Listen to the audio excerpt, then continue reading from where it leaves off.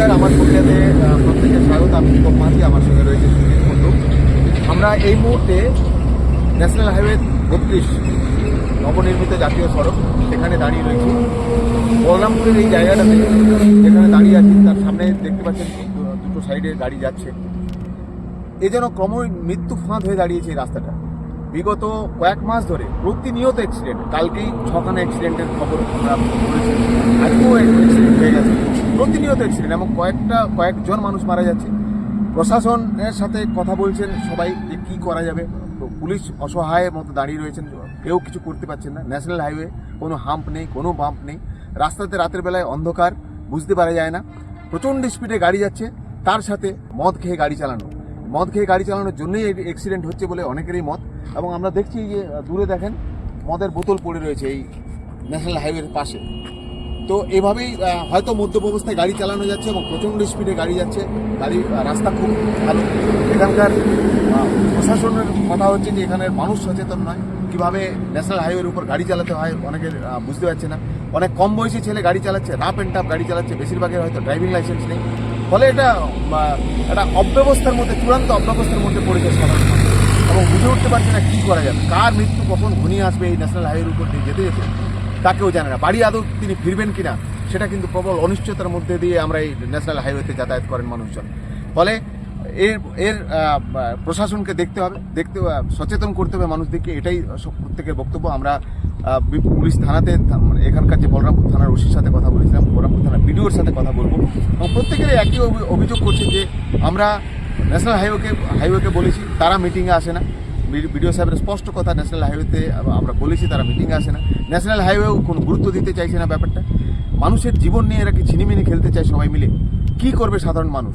প্রশ্ন এটাই। এবং আমার পুরুলিয়া থেকে আমরা প্রশ্ন করছি প্রশাসনকে, যার কতদিন চলবে এই মৃত্যু মিছিল? কেন থামবে না?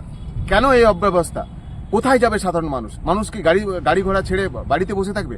কি উত্তর? প্রশাসনের কাছে এই প্রশ্নটা আমরা রাখছি, আপনারা জনসাধারণও রাখছেন এই একই প্রশ্ন। ডান দিকে যেতে গেলে আমাকে একটা ইন্ডিকেটর দিতে হয় বা আমাকে পিছনে একটু দাঁড়িয়ে পরে দেখতে হয় যে ডাইনে বাই কোনো গাড়ি আছে কিনা। সেই সেন্সগুলো মানুষের বড় অভাব, যার জন্য অ্যাক্সিডেন্টের প্রবণতাটা বাড়ে। আর কিছু কিছু ক্ষেত্রে আছে যে মানে কম বয়সী ছেলেদেরকে মোটরসাইকেল দেওয়া, এটার জন্য মানে সবচেয়ে বিপর্যস্ত তার বাবারা। এখনকার ছেলে মেয়েদের মানে কলেজ টলেজ যাওয়ার আগেই, উচ্চ মাধ্যমিক পড়ছে, তখনই তাদের ডিমান্ড হবে একটা গাড়ি। সেই বাবারা অনুপায় হয়ে ঋণ ধার করে জমি বিক্রি করে হলেও একটা মোটরসাইকেল তাকে কিনে না করার নেই। আর স্পিড মিটারের ব্যাপারটা, এটা আমাদের এখান থেকে কন্ট্রোল হয় না, এটা আমাদের ট্রাফিক অফিস থেকেই হয়। তো আমাদের মাঝে মাঝে ট্রাফিক ডিএসপি সাহেবকে বলে করে আমরা যাতে করে আমাদের এলাকাতেও মাঝে মাঝে করানো যায়। মেন ব্যাপারটা যে হাইওয়ের উপরে ম্যাক্সিমাম জায়গাটা থাকে, তো এটা এই ইকুইপমেন্টটা আমাদের ট্রাফিক সেকশনেই থাকে, আমাদের থানার হেডে থাকে না। এটা হচ্ছে যে অ্যালকোহল, এটাও হচ্ছে আমাদের ব্রিথ অ্যানালাইজার মেশিন সব থানাতে নেই, ওটাতে ট্রাফিক এরিয়া আছে। মাঝে মাঝে আমরা কিছুদিন আগে আমরা বান্ধবান থেকে নিয়ে এসে পরে আমরা করেছিলাম। বড় কথা হচ্ছে যে আপনার এই হেলমেটটা মানুষের যে কতটা প্রয়োজন সেটা মানুষ নিজে অনুধাবন না করতে পারলে বড় মুশকিল। আমরা মানে অনেকবারই আমরা বলেছি, তাদের সঙ্গে অনেক সময় আর্গুমেন্টও হয়েছে। তাদের বক্তব্য যে আপনি হেলমেট পরলেন না, বলে আরে বা আপনি পরলেন না পরলেন সেটা বড় কথা, কিন্তু আপনার পরিবারটা তাকিয়ে আছে আপনার দিকে। আপনি ঘর থেকে বেরিয়ে এসছেন, আপনি আবার ঘরে ফিরবেন সুস্থ হবে, যদি মাথাটা আপনার বাঁচছে আপনার জীবনটা বাঁচবে। কিন্তু এখন অ্যাক্সিডেন্ট যেটা হচ্ছে ম্যাক্সিমাম হচ্ছে গাড়ির অতিরিক্ত গতিবেগে। হ্যাঁ, এটা আমাদের অবজারভেশন।